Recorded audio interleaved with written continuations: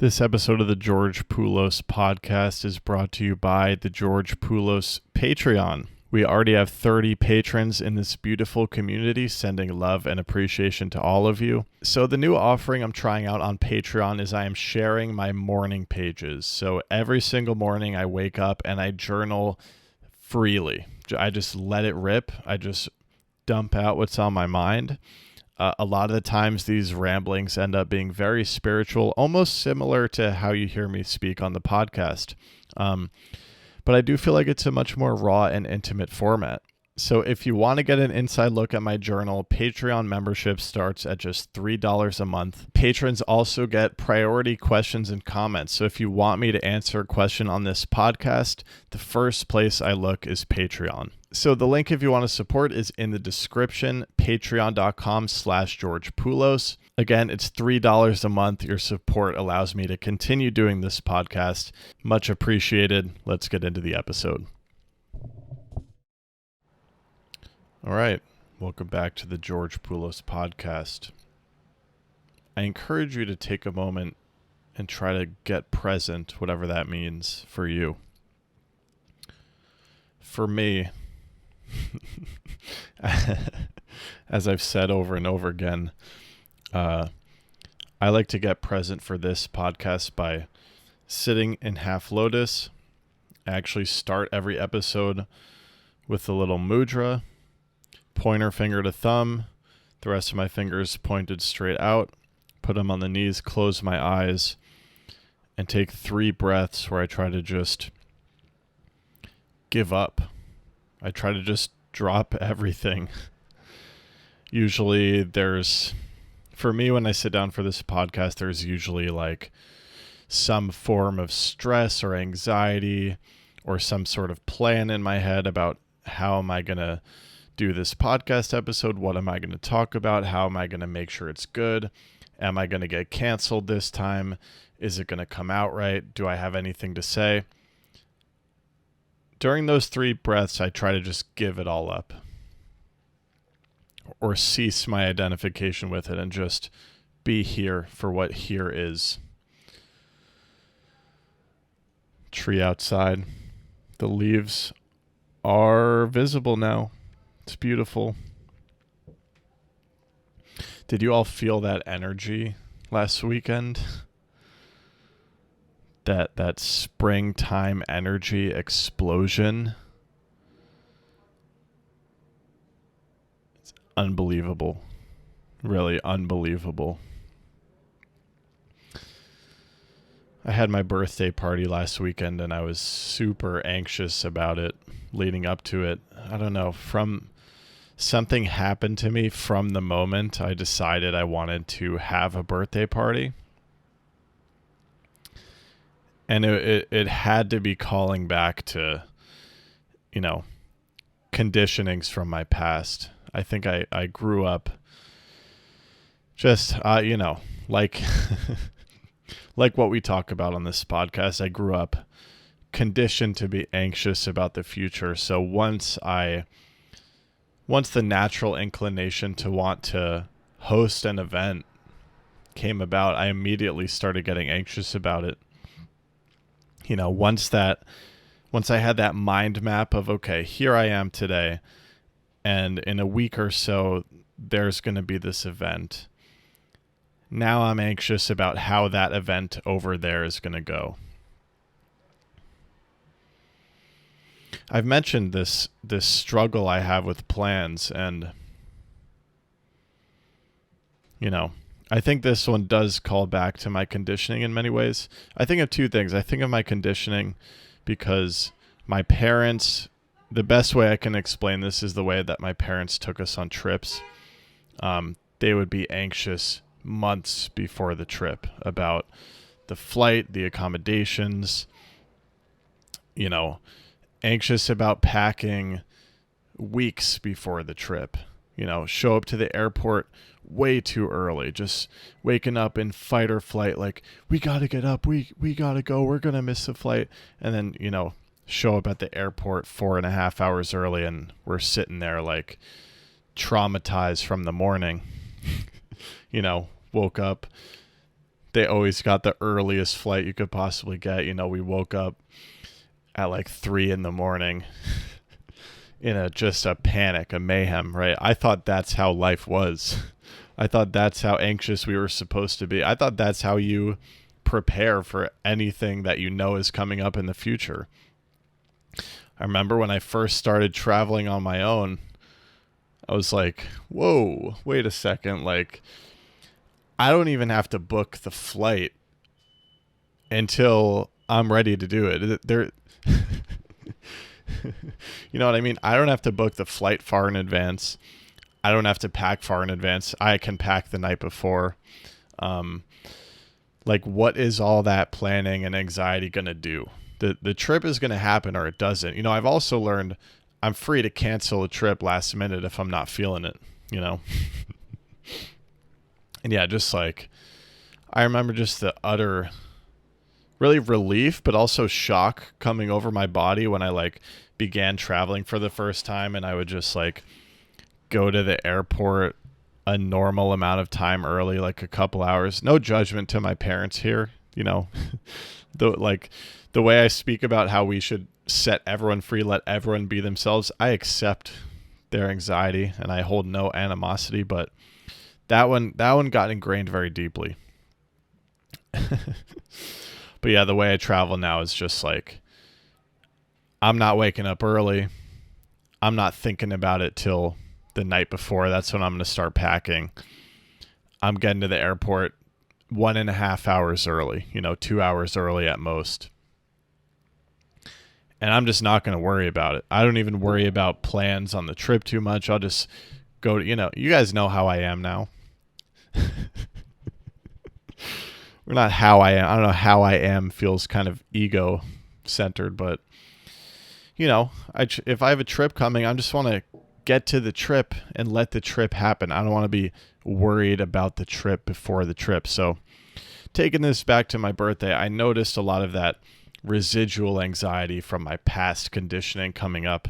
I was really anxious about the party before it even came about, and if I really think about, usually when you have anxiety, or I'll say often when you have anxiety, it is indicating actions that you might want to take. Like, for example, I think having a party, bringing together people I love, just having an opportunity to enjoy the beauties of spring and human energy and love, that was aligned with my heart. And then, there were some actions required, on the practical level, right? Inviting people. We ordered a pizza. These very, very practical things, whatever I needed to buy for the party. But was there a reason to be anxious about it and thinking, I'm funny with my anxiety. Like, there's a way in which I have like really deeply introspected on the more serious forms of anxiety, like relationship anxiety, like the tendency I used to have to cling to people and, figured out my people pleasing and all this stuff through meditation. But I haven't really done too much work on these really like little anxieties. Like, literally, it's funny because I sit here in half lotus on this podcast. I probably appear as though this wouldn't be an issue for me, but I'd get anxious about like ordering a pizza and then like, thinking about how the interaction's going to go at the pizza restaurant. Or one that really gets me is like going to sit down at a restaurant, and if I've never been there before, not knowing exactly how it works. I haven't really done the work through that kind of anxiety yet, so that still arises for me. But what's cool about my place on the spiritual path now is that no matter how little or grand the anxiety, I have access to the observer seat no matter what, right? So I can go into the situation, and even if it puts me in this anxious place, even if I judge myself, I feel like I'm stupid for having this anxiety. I feel awkward. My heart rate's up. I fumble my words. I just, go through that anxious process, the anxiety, the judgment of the anxiety, all this stuff. I can still watch it all, right? The whole entire predicament. So that's one way I've like really kind of transcended anxiety, but I still get into anxious situations. I get into pickles. It's just funny because I've worked so intentionally through the more serious anxieties, the big ones, the fact that I'm going to die one day, relationship anxiety, friendships drifting apart, career changes. I've worked through these things and I feel like I know how to handle them, but then it's like I fumble when I got to order a pizza.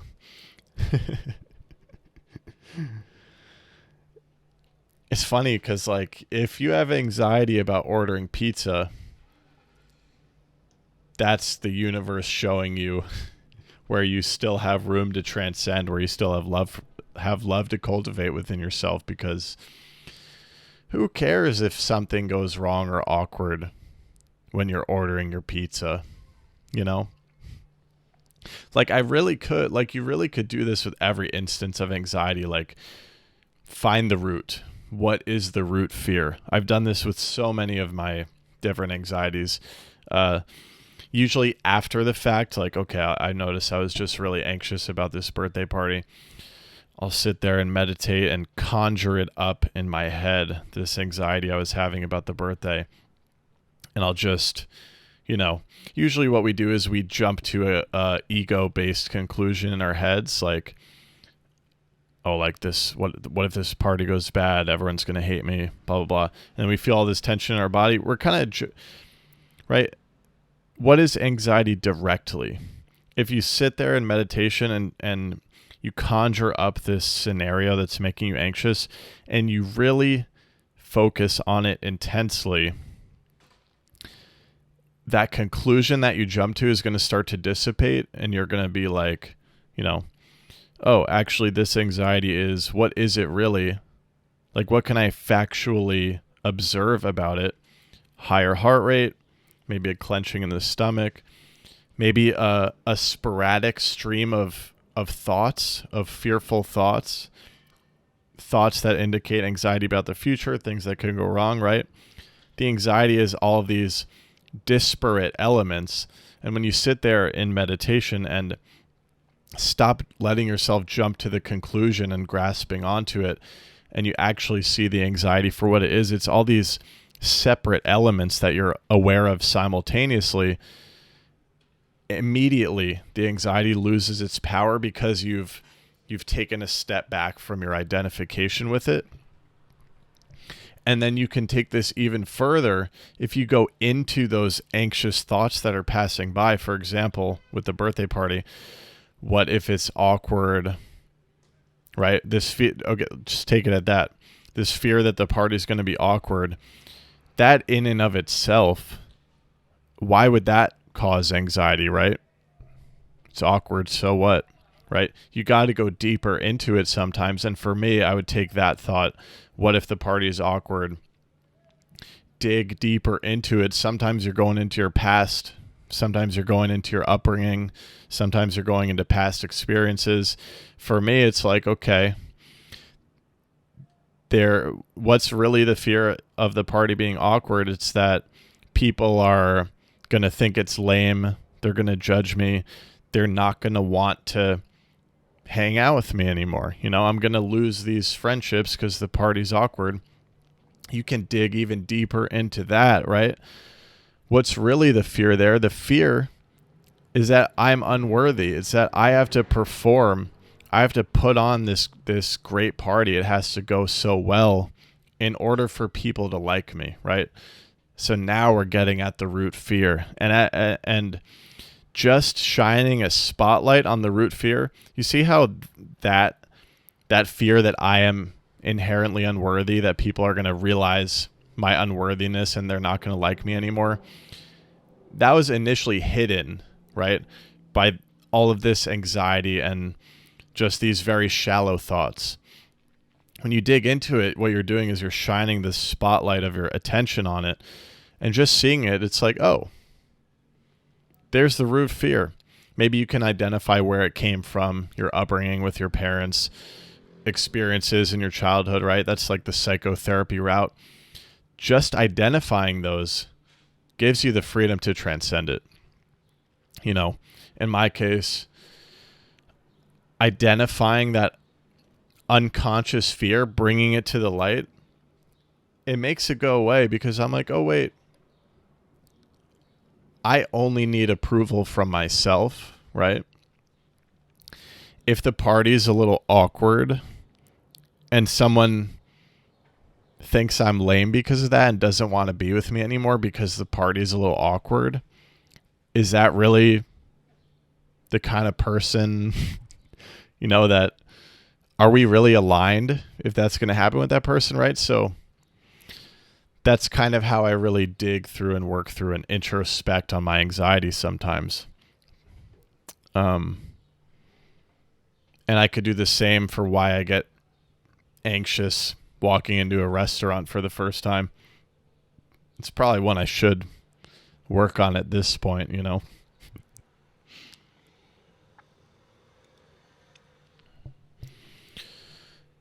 It's been really interesting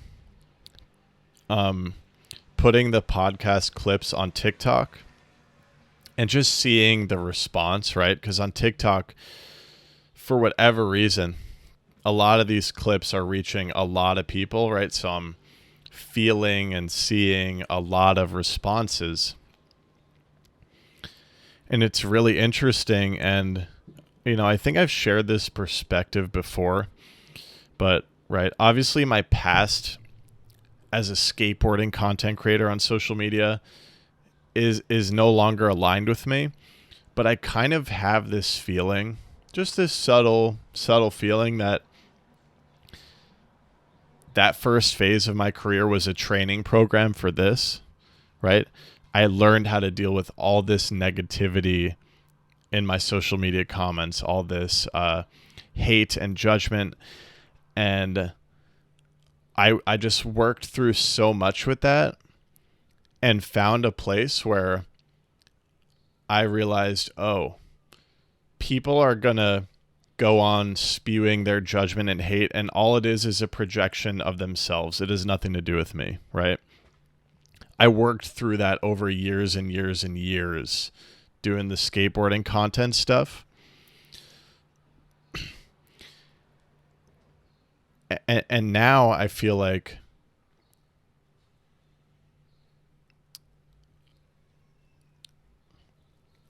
this is like a new iteration.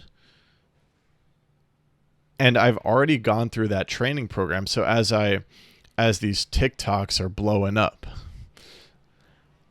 I have been through that. I know that people are going to respond and project whatever they're going through internally, right? Like, I feel the temptation of my past conditionings, wherever it was I learned that I need to value people's judgments of me and, people please to their desires for what content I want to make, right? I've worked through all of this already, and I feel that pull to like get triggered and anxious and particularly with the kinds of things I'm talking about. It's like you could categorize it as like spiritual mental health, self-healing. It's like you could say a serious subject, right? And I feel like as people, get worked up and say that I'm doing X, Y, and Z things that are harmful and saying this is bad because of this. And, a lot of people really picking fights in the comments, like really trying to assert why they're right and I'm wrong, this sort of thing. I feel that lure of the past that wants me to be triggered, that wants me to people please to all these people, that wants me to defend myself, right? You remember the big example I shared about how I was super anal about wearing a helmet back when I was doing the skate content, and I would like try to convince everybody why skateboarding culture got it wrong and we shouldn't be judging people for wearing helmets. Like, I really tried to defend and like stick up for my position. I've been through that, and then I realized like I kind of defense shows that you're weak within yourself. Like you don't believe what you believe because you feel the need to defend yourself. If you really believe what you believe, you're gonna just go on your way, right? You don't need to convince anyone of anything. And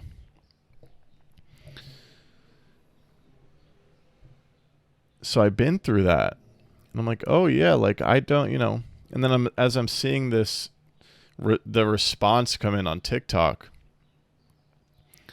from all sorts of people going through all sorts of different things, right? I have no idea what these people are going through.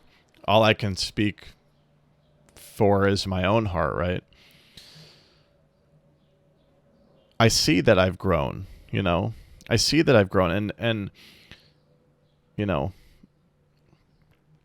way. It's my ego. It gets terrified every time I sit down here. My ego is like, oh my God, what is he going to say this time? But the way I've grown, it's like, oh, it's not even really me saying it, It's just something that has to come out for whatever reason. And it's not, I feel like a lot of people see my clips on TikTok and like feel the need to fight me, right? Like they perceive it as a fight, like they need to. And maybe it's like a good thing, because like if I think about it, and I don't know, I just shared this mindset, but like the getting triggered is where you grow. And I've been through so much of that as well, and that's how I got here.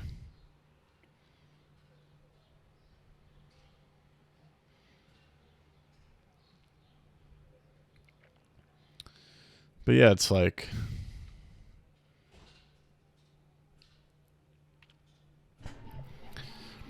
a lot of people at my birthday party, I think because it's a birthday, I was turning 26, kind of, progressing through life. A lot of people would ask me, what are my plans? Like, what am I up to? Like my intentions, things along these lines, and what's the career move, and blah, blah, blah, these sorts of questions, right? And I have a lot of trouble with these questions. I don't really know how to answer them anymore unless it's like literally I start reflecting like I am on this podcast. Like it takes a lot to funnel how I feel into words, right? That could be understood. But it's like I've given up. And I would tell people, I was like, I've completely given up. Like, I don't know what's next anymore. And I would say 3/4 of the time, people, their eyes, I'll see it in their eyes that they're fearful for me. They're worried about me, And they'll be like, oh. But it's like, I've never felt better in my life. Like, I don't know or care where my career is going. I don't know or care what the next step, what the next phase of my life is, and when it's coming. I've given up completely. And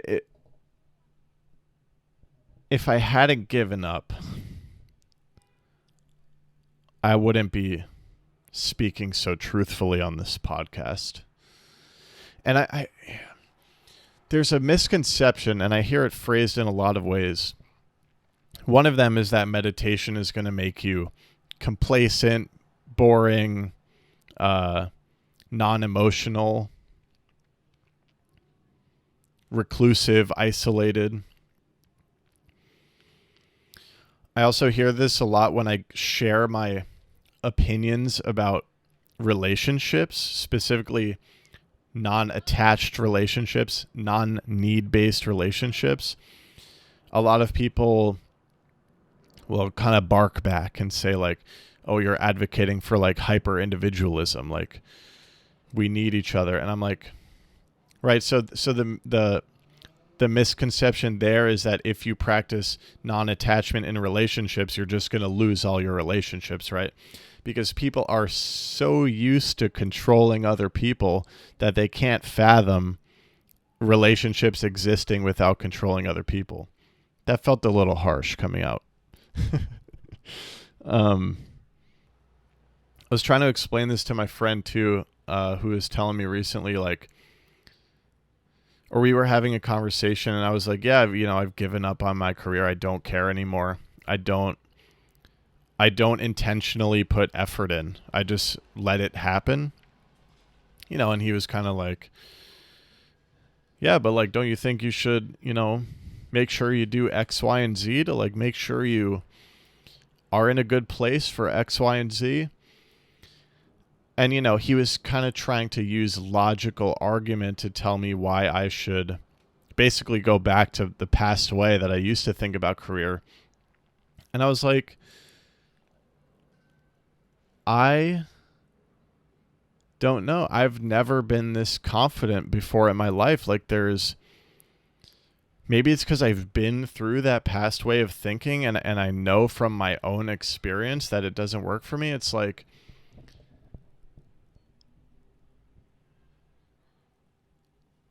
there is nothing that can be said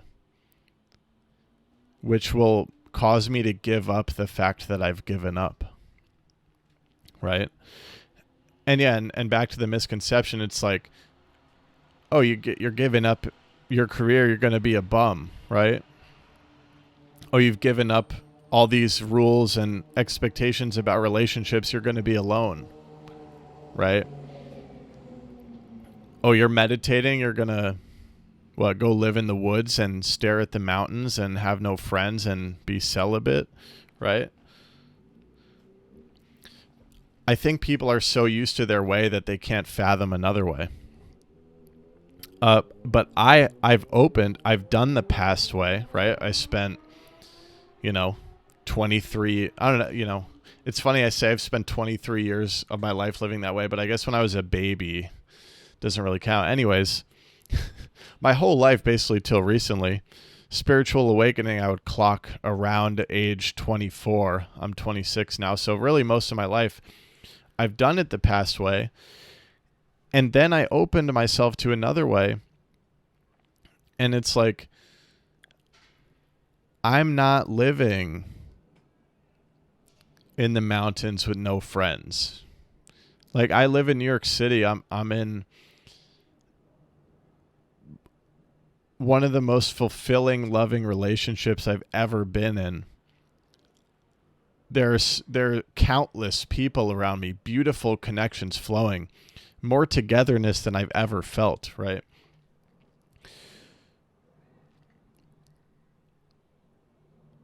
And it's because I've opened and I tried it.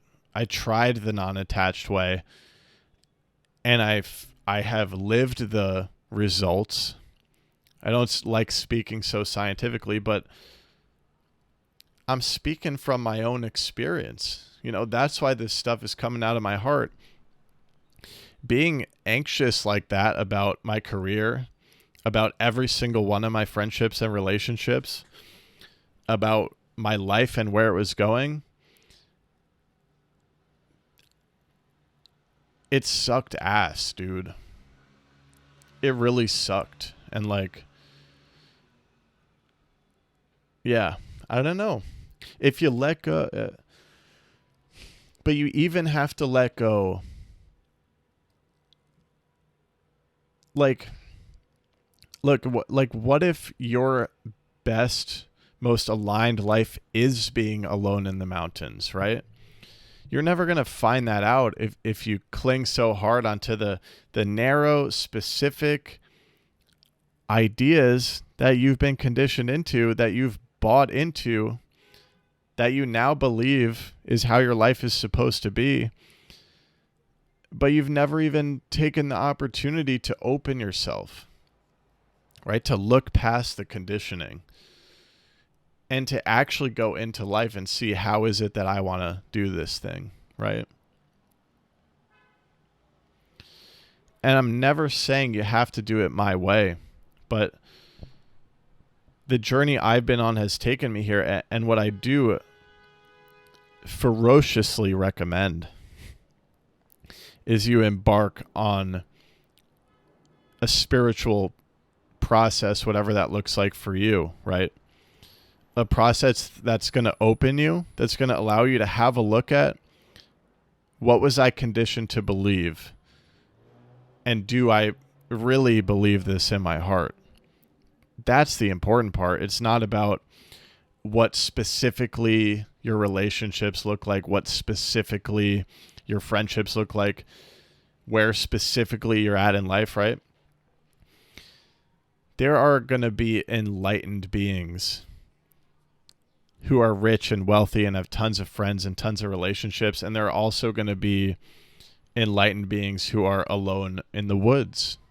And it's because each of our hearts have an individual calling, but you're never going to feel that calling if you don't at least take a look, take a look within and find out.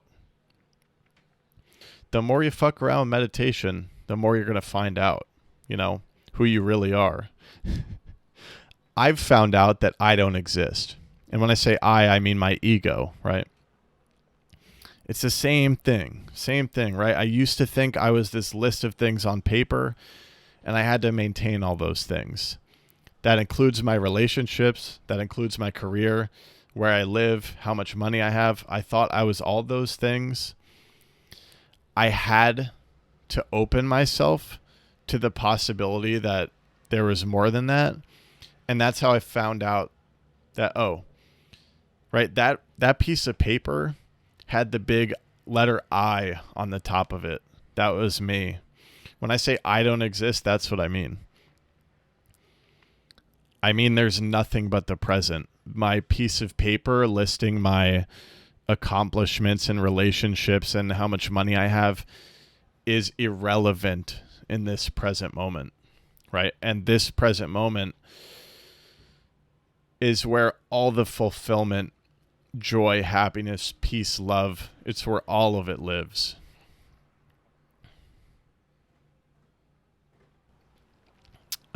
Members of my Patreon get priority when it comes to questions and comments. So I'm going to answer a question from Patreon right now. And it goes: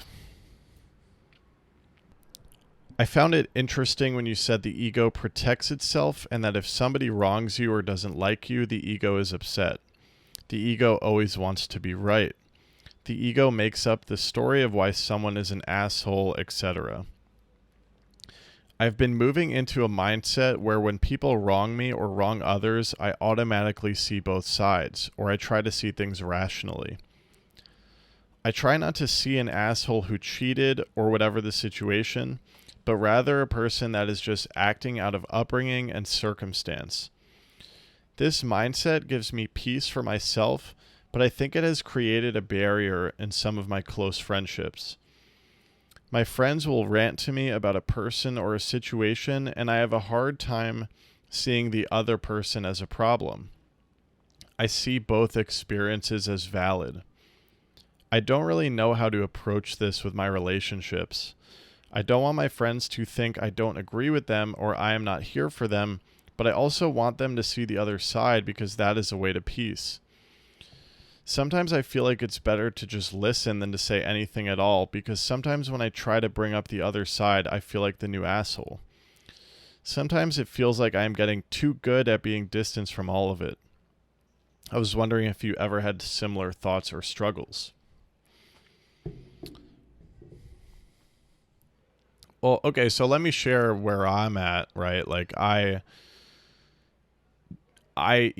generally it's like I don't think anyone can be an asshole to me. It's like not possible. Like no matter, just the other day, I was verbally assaulted in the park.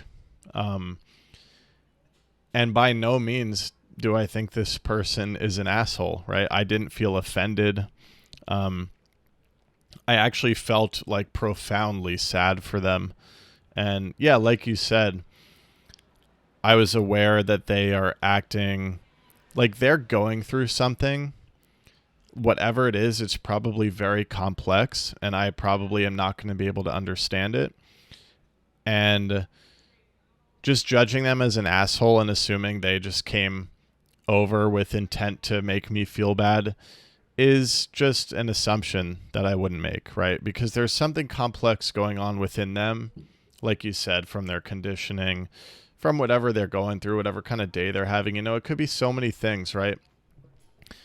I don't know what they're going through. All they're doing when that person is in front of me verbally assaulting me is projecting their internal state onto me, right?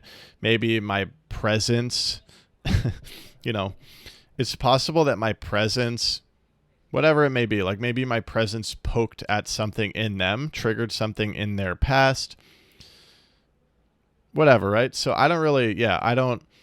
no matter what anybody does to me, I'm never leaving the situation being like, man, what an asshole. Maybe I'll say that, but it's not really what I believe in my heart. Like, I'm with you. It's like, oh, they are going through something.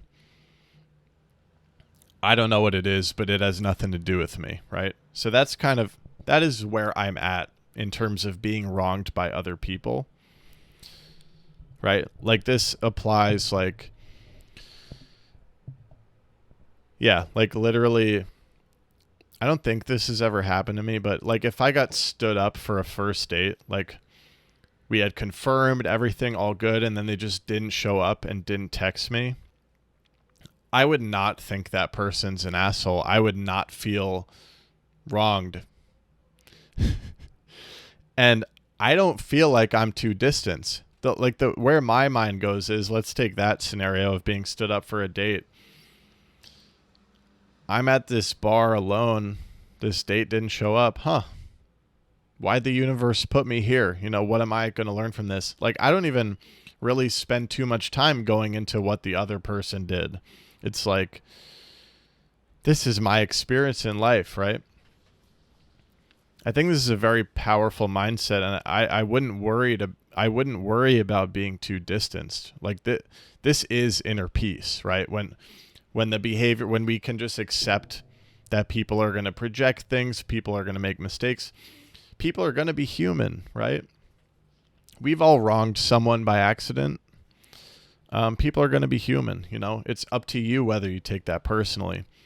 So I believe in that distance, because I think that distance shows that you're in a state of inner peace.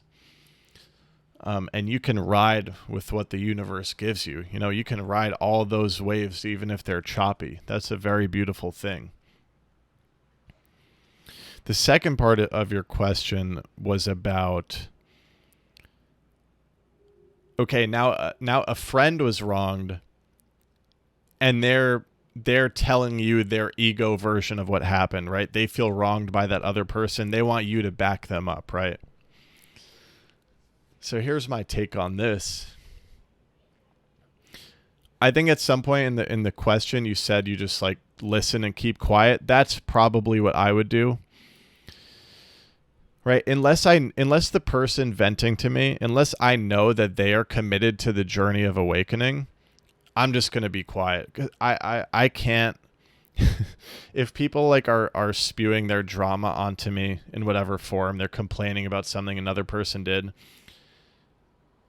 I just can't get involved. It would be, because of where I'm at in my journey, it would be completely irresponsible to validate that friend, who's telling me about how another person wronged them.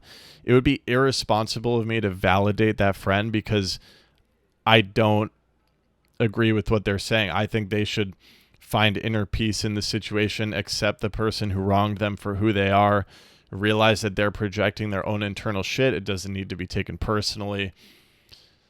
It's the waves of the universe that we should learn how to ride, right? Accept that person made a mistake. Accept them for who they are. Set boundaries if you need to, right?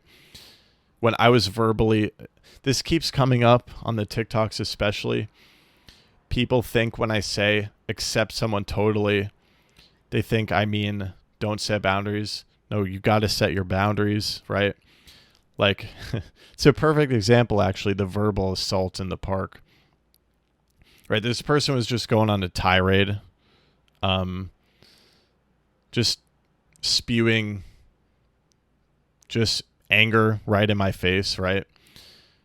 I took it for a minute because I was like surprised and my heart rate got up and I was like, but then after a while I was like, literally in my head I was like, boundary, boundary, boundary. And I was like, hey, I don't want to hear any of this. And I got up and left, right? Space is one of the most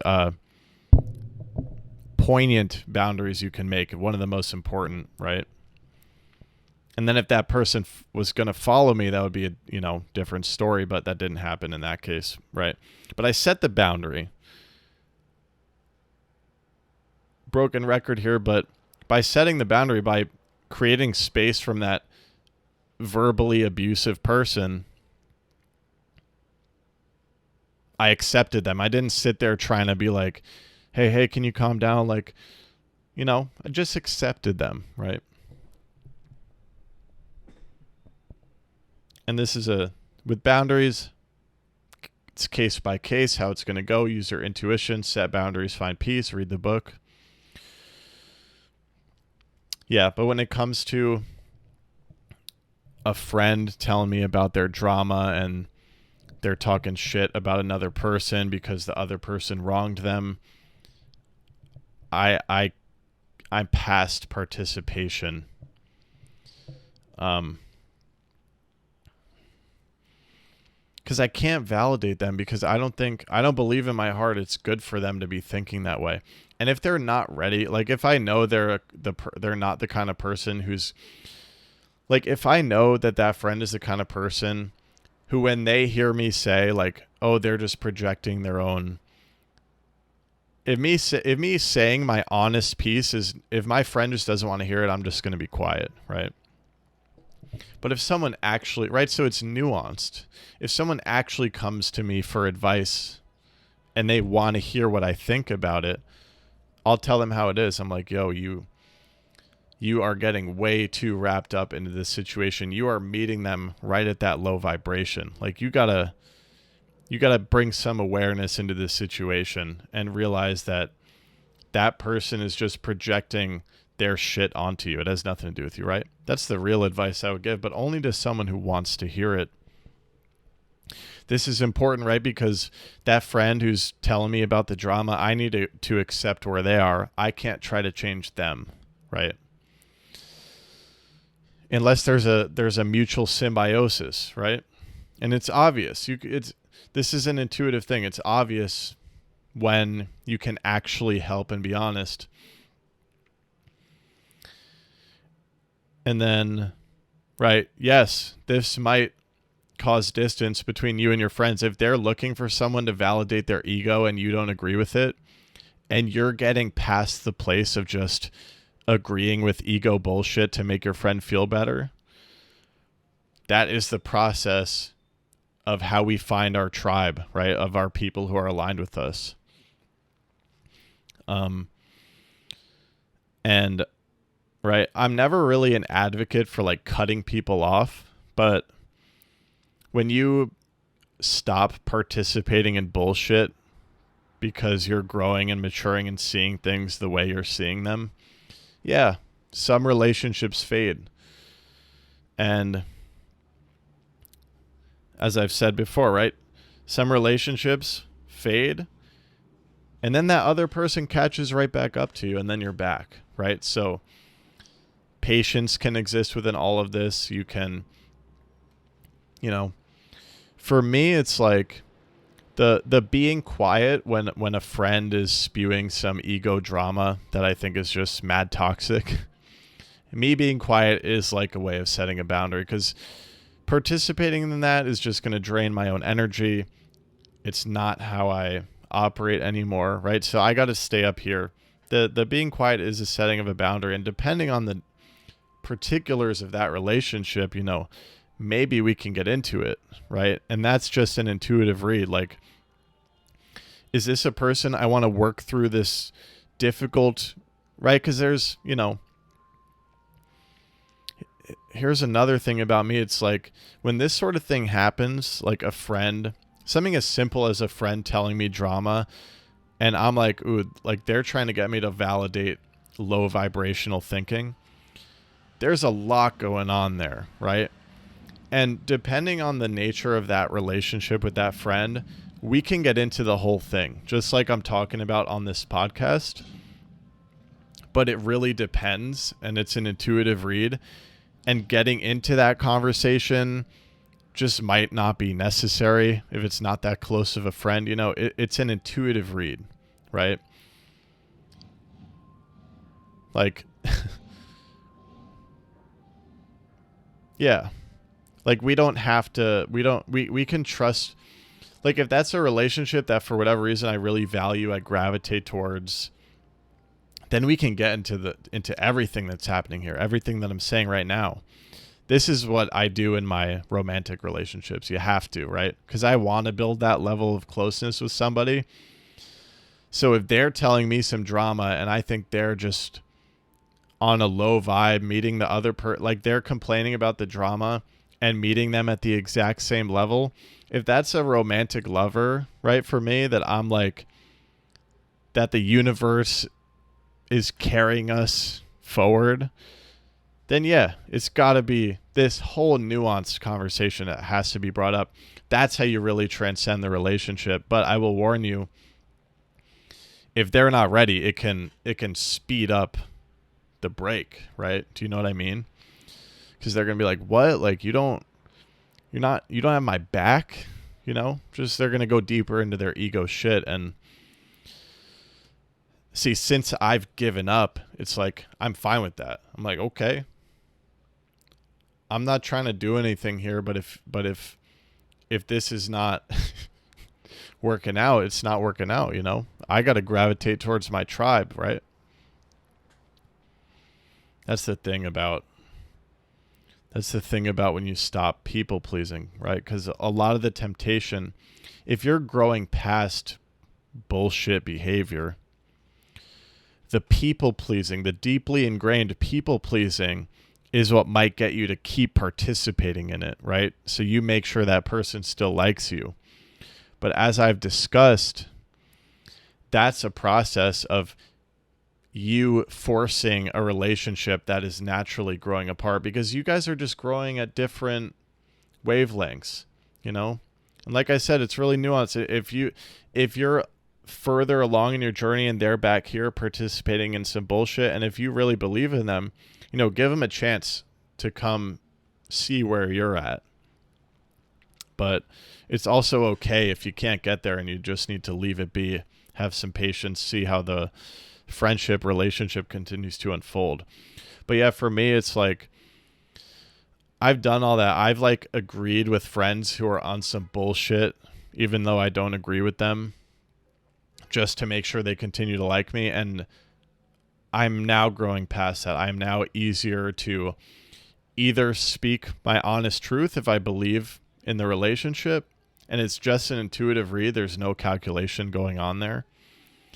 And I'm easier to just keep quiet if that's what feels right, right? Oh, and but if that friend is on some bullshit and they want to actually authentically hash it out and drop the egos, that's the best. And that's how I know I found someone where we can really meet at this level, right? Where we can put the ego aside and really see what's going on, right? And get present together as we talk about it, work through it, Right.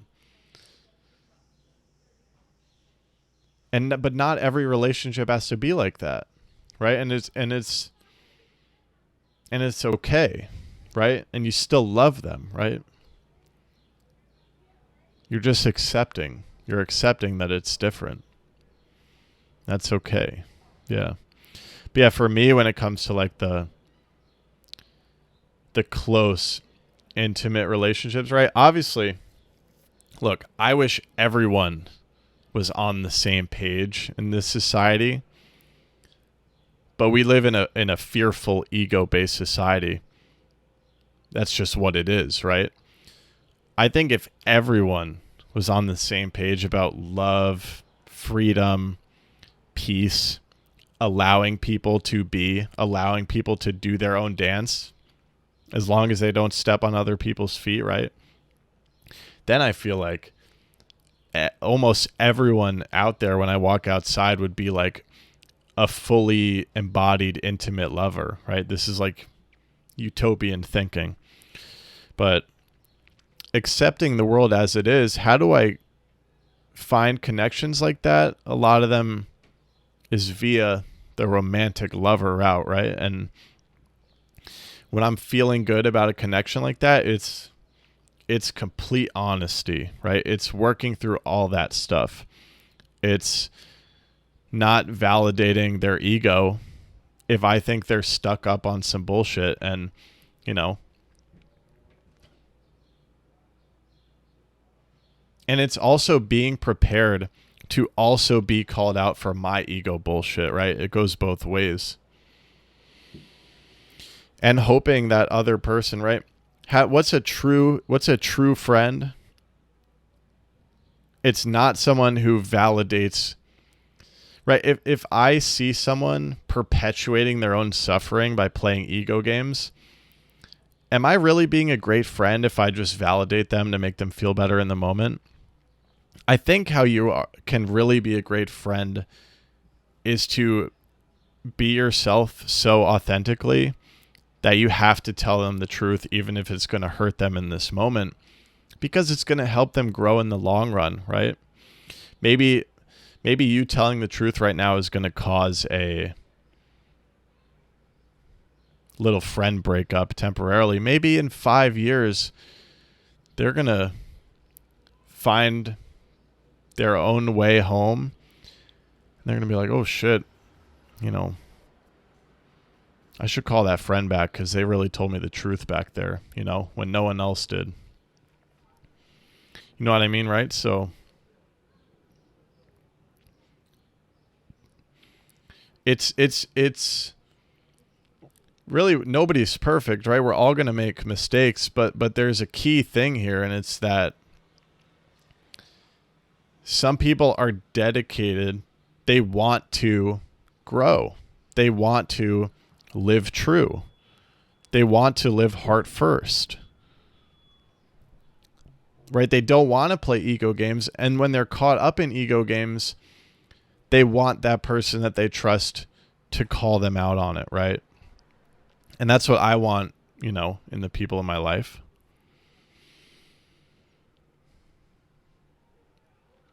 Right? Because every time I slip back into ego is an opportunity to be like, I went back there. Why did I go back there? I know how miserable it is. Why did I go back to that sense of separation and that sense of self-protection? What about that situation made me do it, right? More everything, right? I think Ram Dass said it. Everything is grist for the mill of awakening.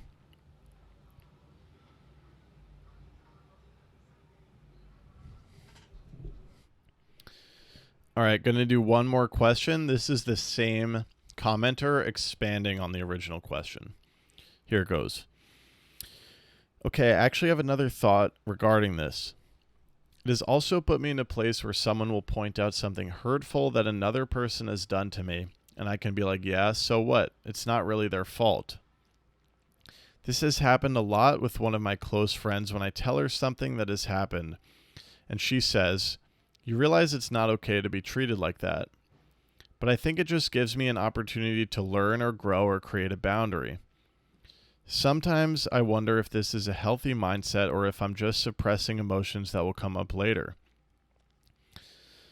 Another place where I feel like this has become a problem for me is in emotional journeys that are not directly caused by another person, specifically death and grief. I find myself telling myself that an emotion may not be real, or why am I feeling sad? But what I'm trying to realize is that all emotions are valid, and the problem is in trying to suppress them or change them. So it's okay to feel sad, just accept it. But then I'm like, shouldn't I not feel sad if I was truly present, truly accepting the circumstance? But then I'm like, we're human and all we have is experience and emotional connections. Obviously, I have conflicting feelings about this. I feel you on the rabbit hole. Sometimes I go through this with spiritual questions, and I'll just tell you what I think.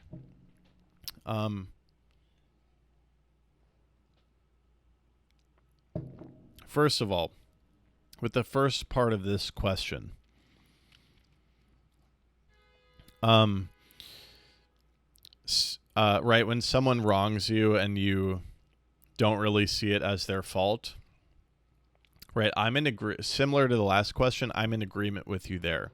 And you stated that it's an opportunity to learn or grow or create a boundary. So as long as you're setting boundaries when you need to, you're good, right? Like you don't need to be if being emotionally hurt doesn't come and you still know you need to set a boundary, you are, in my opinion, doing it right? It would be a different story if you're continuing to accept maltreatment, but you're setting boundaries. You're good, right? I'm also hitting this place. It's very, very, very hard to hurt my feelings because of all this internal work. It's like, I don't know, how is someone going to hurt my feelings? It's just,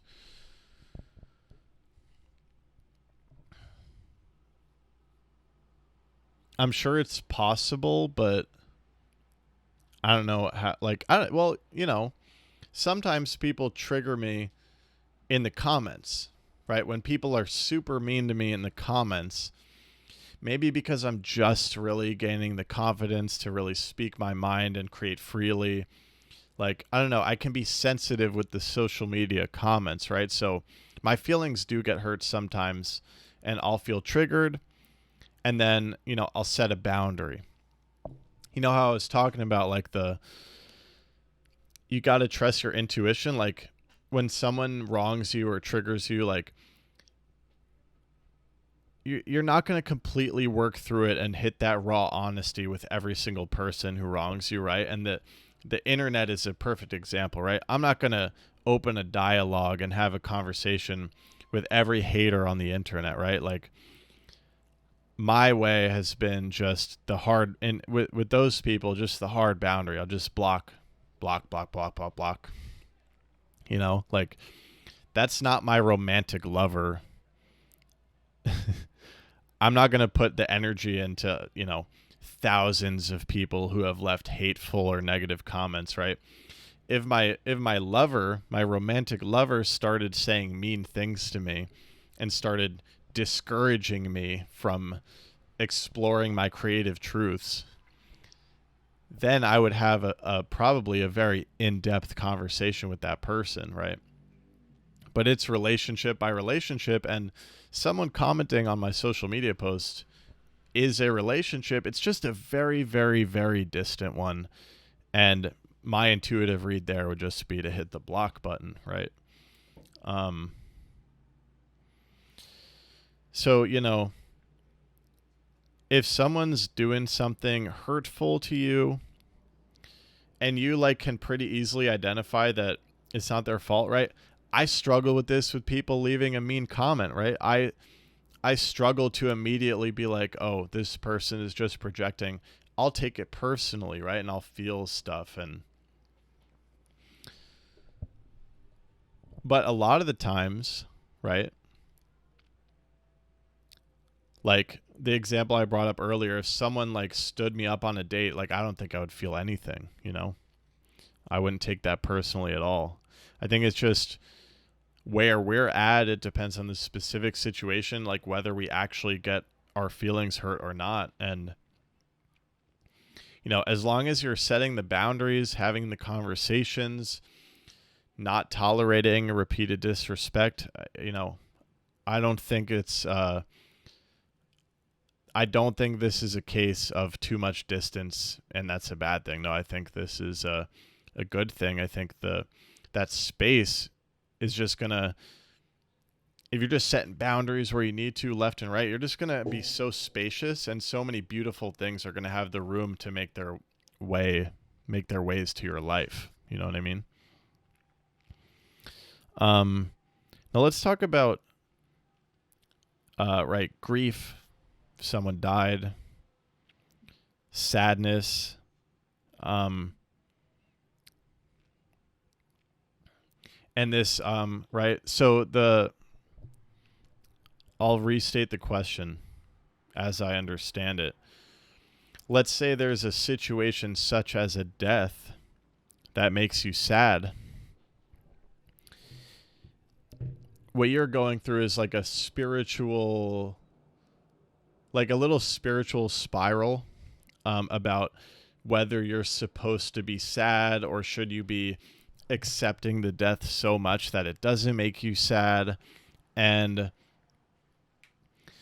I think in this case, the whole thing has to be given up, right? Remember, nothing is wrong. Nothing is wrong, right? A common thing I get caught up in is, oh, I'm not supposed to be anxious right now because I've done all this spiritual work. But anxiety and working through anxiety, and even the questioning, right? Even the whole spiral that you're going through about whether you're supposed to be sad or whether you're not present enough, all of that, you take all of that, and that's what it is, right? And there's nothing wrong with that. Right. So that's like phase one, right? Like this, if you're like having anxious calculations about something on the spiritual path about, should I be more present? Is this emotion right? Just take all of that. And even the fact that you're having a little crisis about it, just take all of that as what it is. Right. And this is eventually going to sort itself out because that's how the universe moves. But let's actually get into this little crisis. Right. I agree. I don't believe in suppressing anything. Right. So if a sadness comes, just let it come. Right. And this might be an insane analogy to make, but I had an enlightening experience throwing up in the toilet after a heavy night of drinking, because it was, now, right, I'm not really drinking like this anymore. I've done an episode about alcohol, but I used to, like high school and college, I was like a weekend binge drinker. And I wasn't like throwing up every weekend, but I would throw up once in a while from overdoing it.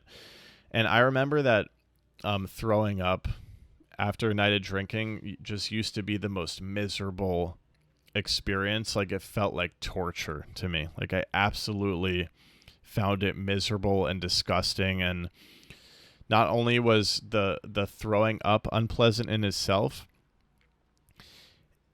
I was also like, fuck, like I wish I wasn't throwing up right now. Like this sucks so bad. Like this is so gross.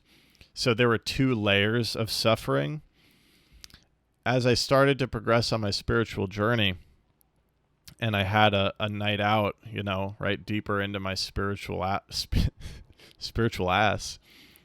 I had a night out deeper into my spiritual journey, and I overdid it a little bit with the drinking.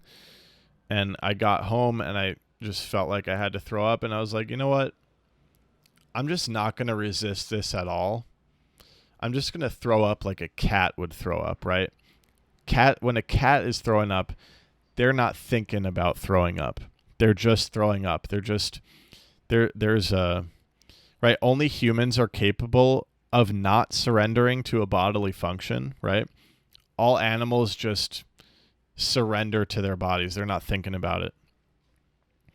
Only humans have the capacity to be throwing up and being in anguish about the fact that we're throwing up. So I just gave up the mental anguish part, and I just threw up as if it was like a Zen meditation.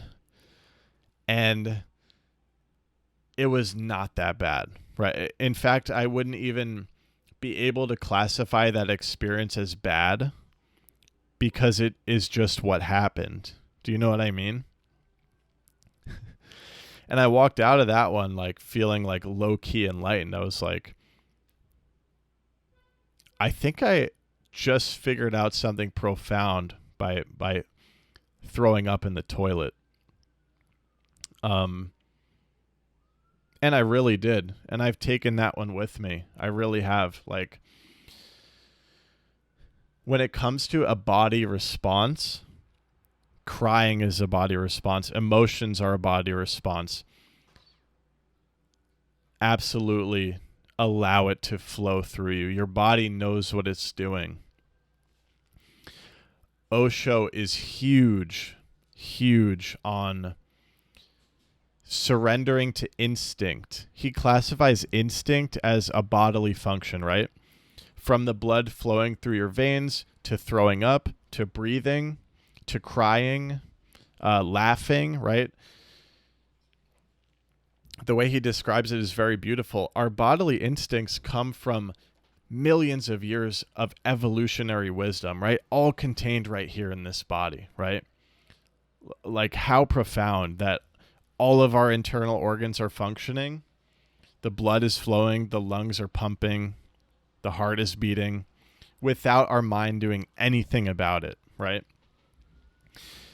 But with certain body functions, we have some mental connection there, right? Like walking, physical feats of the body.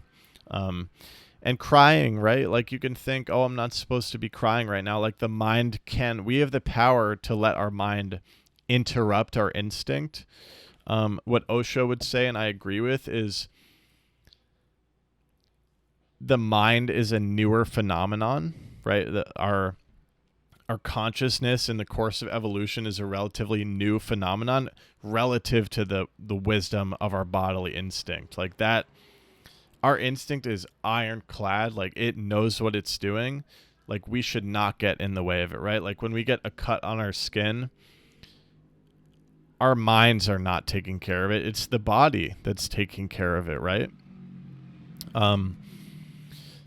When it comes to emotions too, right, we should let the body do its thing. Another way that this really, right, so like, as someone who grew up as a man, like, I really learned to suppress my emotions of sadness and grief, and like, up until recently, I could barely cry. Like, I couldn't remember the last time I cried. As I've opened myself and become more spiritual, the tears flow now. But there used to be this automatic thing that happened when I started to feel tears arising. My mind would hold them back because I felt like I wasn't supposed to. And then even after I wanted to cry, like, I wanted to be able to cry, still the habit of my mind preventing it would get in the way, and I couldn't cry. Osho really turned me on to this, right? Like, when I talked about smashing my phone, like, I was angry in that moment. I was really angry, and taking my rage out on the phone was so, surrendering to that instinct was literally euphoric. And easily my mind could have been like, and it tried, it was like, oh no, that trade-in phone's going to get you $200. Like, you can't do this thing that your instinct is telling you to do, right? To express the rage. But because of where I was at and what I was studying, I expressed it, and it was literally euphoric, priceless. $200. This was a priceless experience. And all I did was listen to myself, right? And I didn't get in the way of what my body had to do, right? If you got to be sad, you got to be sad. You got to be sad. Actually, like, after the verbal assault experience I shared, that night, I think, or the next night, tears just started streaming out of me. And I just knew it was about it. It didn't even feel like, my mind couldn't connect it to what I had experienced in the park, but I just knew, like, later on, it was like, yeah, that was, my body went through something, right? Like I said, my heart was beating in that moment. I just cried, right? I just cried. The last episode of the Midnight Gospel says something really beautiful about this. Like, how do we deal with the pain, the fact that the sadness, the fact that we lose people? You just cry. It's built into us. You just cry. So just let yourself be sad. Don't resist it. Don't resist those deeper wisdoms, right? We're part of what this podcast is about, if not all of it, I don't know, it's all kind of the same thing, is taming the role of the ego. Only the ego could tell you that you're not supposed to be sad. Whatever you are is what you are. So just cry.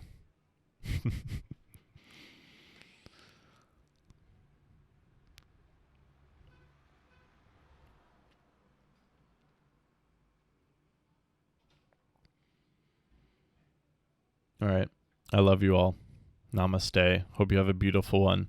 Reminder to check out the Patreon. I'm posting some of my morning pages on there. So appreciate the support.